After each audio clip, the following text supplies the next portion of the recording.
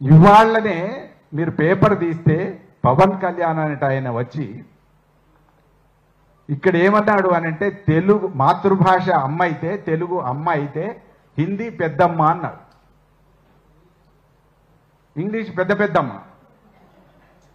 అని అనుకుంటే ఒకటి నేను స్పష్టంగా అడగదలుచుకున్నా 2000 సంవత్సరాల చరిత్ర కలిగినటువంటి భాష తెలుగు భాష, కేవలం 700 సంవత్సరాల చరిత్ర కలిగింది హిందీ భాష.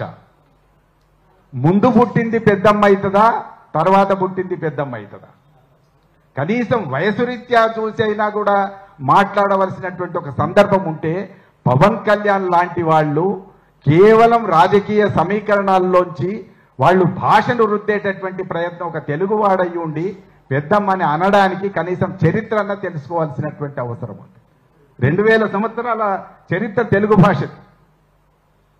ఇవాళ తెలుగు భాషకి ప్రాచీన భాషా హోదా కూడా ఉన్నది, హిందీ భాషకు లేదు, ఉండడానికి దానికి వయసు లేదు. ఆ వయసు లేనటువంటి భాషను తీసుకొచ్చి పెద్దమ్మ అంటే మనం అందరం కూడా ఊరుకోవాల్సినటువంటి పరిస్థితి దొంగతనంగా.